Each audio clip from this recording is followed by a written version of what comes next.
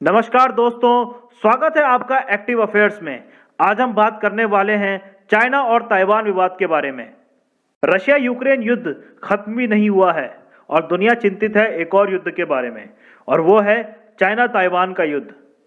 आप पूछेंगे कि रशिया यूक्रेन युद्ध में चाइना ने किसका समर्थन किया है, तो इसका आंसर है किसी का नहीं। लेकिन इस समय किसी का समर्थन ना करना भी रशिया का ही समर्थन करना है, और वहीं ताइवान खुल के यूक्रेन के समर्थन में आया है।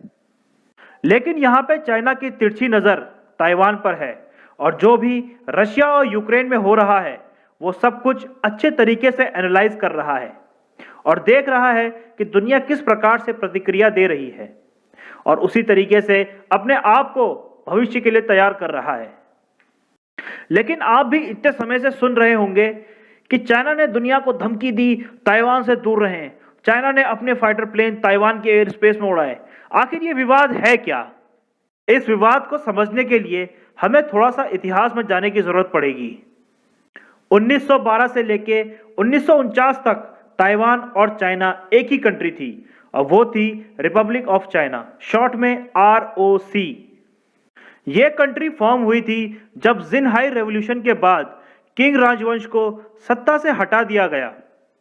किंग राजवंश चाइना का आखिरी शाही राजवंश था, और किंग राजवंश को KING नहीं लिखा जाता, इसे QING लिखा जाता है। इसके बाद एक पार्टी बनी जिसका नाम था कुमिंतांग। जैसे भारत में पहले एक ही पार्टी थी, कांग्रेस, और यह पार्टी दिसंबर 1912 में हुए संसदीय चुनाव जीत जाती है, और सुन यात सेन पहले प्रेसिडेंट बनते हैं रिपब्लिक ऑफ चाइना के। लेकिन एक बार फिर से 1917 में एक मांचू रेस्टोरेशन नाम का तख्ता पलट होता है, जो करवाया जाता है मिलिट्री जनरल जान जुन के द्वारा, और फिर से कुछ समय के लिए किंग डायनेसिटी सत्ता में आ जाती है। 1921 में जान जुन को हराने के लिए रिपब्लिक ऑफ चाइना की सरकार मदद मांगती है चाइनीज कम्युनिस्ट पार्टी से, और कम्युनिस्ट पार्टी की मदद से फिर से अपनी सत्ता को स्थापित करती है। जी हां, ये वही पार्टी है जो मेनलैंड चाइना में आज रूल कर रही है। 1949 में कुमिंतांग और चाइनीज कम्युनिस्ट पार्टी के बीच में एक भीषण गृह युद्ध शुरू हो जाता है, और 1949 में ही चाइनीज कम्युनिस्ट पार्टी इस गृह युद्ध को जीत जाती है और पीपल्स रिपब्लिक ऑफ चाइना यानी शॉर्ट में PRC की स्थापना करती है। इसीलिए आप आज जहां भी चाइना का पूरा नाम पढ़ते हैं वहां पीपल्स रिपब्लिक ऑफ चाइना मिलेगा। आप कोई सामान खरीदते हैं तो उसमें लिखा होता है मेड इन PRC। हारने के बावजूद भी रिपब्लिक ऑफ चाइना का कहना था कि वही असली चाइना है और उन्हीं का शासन माना जाना चाहिए। ये कम्युनिस्ट पार्टी वाले तो लड़ झगड़ कर सत्ता में आ गए हैं। रिपब्लिक ऑफ चाइना वालों का कहना था कि मेनलैंड चाइना भी उन्हीं का है, उसके साथ साथ मंगोलिया और ताइवान भी उन्हीं का है। रिपब्लिक ऑफ चाइना यानी कि ROC की गवर्नमेंट भाग के आइलैंड ऑफ ताइवान और उसके आसपास के कई छोटे छोटे आइलैंड्स पे कब्जा कर लेती है।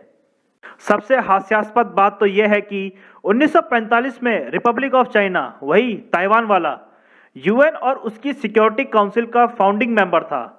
लेकिन 1971 में चाइना के इन्फ्लुएंस में आके UN ने ताइवान की सीट छीनकर चाइना को दे दी, और यूनाइटेड नेशन के इतने बड़े निर्णय के बाद अंतर्राष्ट्रीय समूह के द्वारा पीपल्स रिपब्लिक ऑफ चाइना को ही मेन चाइना मान लिया गया। इस समय PRC यानी कि चाइना और ROC यानी कि ताइवान की राजनीतिक स्थिति क्या है? यहाँ पे दो कंट्री हैं जो अपने आप को चाइना कहती हैं। लोग ज्यादातर जब चाइना का नाम सुनते हैं तो उनके दिमाग में मेनलैंड चाइना ही आता है। ताइवान के लोग अपने आप को रिपब्लिक ऑफ चाइना कहते हैं, लेकिन दुनिया इसको ताइवान के नाम से ज्यादा जानती है। तो विवाद कहां से शुरू होता है? विवाद शुरू होता है वन चाइना पॉलिसी से। वन चाइना पॉलिसी कहती है कि दुनिया में बस एक ही चाइना है, और ये इस आइडिया को निराधार मानती है कि चाइना के नाम से कोई दो देश हैं। पीपल्स रिपब्लिक ऑफ चाइना का कहना है कि ताइवान तो बस उनका एक राज्य है जिसको उन्होंने थोड़ी सी स्वायत्तता दी हुई है। लेकिन डेमोक्रेटिक रिपब्लिक ऑफ चाइना यानी कि आरओसी यानी ताइवान वन चाइना पॉलिसी को अस्वीकार करता है। यह एक नक्शा है जिसमें आप देख सकते हैं कि कौन कौन से देश ऐसे हैं जो चाइना और ताइवान को रिकॉग्नाइज करते हैं और कुछ देश ऐसे हैं जो ताइवान को रिकॉग्नाइज तो नहीं करते बट उसके साथ ट्रेड जरूर करते हैं। तो कहानी कहां बदलती है? कहानी बदलती है ली तेंग हुई, जो कि रिपब्लिक ऑफ चाइना यानी कि ताइवान के चौथे प्रेसिडेंट थे सन 1988 से लेके सन 2000 तक। ये ताइवान के पहले ऐसे प्रेसिडेंट थे जिनका जन्म ताइवान में ही हुआ था। इनके कार्यकाल के दौरान ताइवान ने एक महत्वाकांक्षी विदेश नीति चलाई जिसमें इनका संपूर्ण ध्यान ज्यादा से ज्यादा देशों को अपना मित्र और ताइवान को देश के तौर पर मान्यता दिलवाना था। 9 जुलाई 1999 में ली तेंग हुई के द्वारा एक टू स्टेट थ्योरी दी गई जिसमें उन्होंने पहली बार मेनलैंड चाइना के साथ ताइवान के रिश्तों को परिभाषित किया। इन्होंने इस टू स्टेट थ्योरी में ताइवान के पहले के सारे दावों को खत्म कर दिया और कहा कि ताइवान और चाइना दो अलग अलग देश हैं। और इन्होंने कहा कि ताइवान को किसी से भी अपने देश की आज़ादी घोषित करने की जरूरत नहीं है क्योंकि रिपब्लिक ऑफ चाइना तो 1912 से ही आज़ाद है। इसी दौरान एक लड़की साई इंग वेन, जो इस समय ताइवान की प्रेसिडेंट हैं, वो ली की एक होनहार स्टूडेंट थी और उन्होंने टू स्टेट थ्योरी पे काम करने के दौरान ली की मदद भी की थी। और जब टू स्टेट थ्योरी आई उस समय शी जिनपिंग फुजियान प्रोविंस के गवर्नर थे। ये देखिए, ये है फुजियान प्रोविंस ताइवान के बिल्कुल पास। शी जिनपिंग ने 17 साल फुजियान प्रोविंस में ड्यूटी दी थी। टू स्टेट थ्योरी आने पर भी चाइना और ताइवान के बीच में टेंशन्स बहुत ज्यादा बढ़ गई थी। उस समय भी चाइना के द्वारा बड़े बड़े मिलिट्री अभ्यास फुजियान प्रोविंस के आसपास चलाए गए। शी जिनपिंग ने टू स्टेट थ्योरी को उस समय में भी अपनी भाषा में बकवास कहा था और कहा था कि ली तेंग हुई एक्सपोज हो गए हैं और इनका मूल उद्देश्य हमारी मातृभूमि को बांटना है। तो इन दो लीडर्स की दुश्मनी आज की नहीं, बहुत पुरानी है। ली की student Sai Ing Wen Taiwan की 7th प्रेसिडेंट बन गई और शी चाइना के सुप्रीम लीडर। सन 2020 में ताइवान ने बीजिंग के रूल को रिजेक्ट कर दिया और साई ने बोला कि हम चाइना का one country two system follow नहीं करेंगे।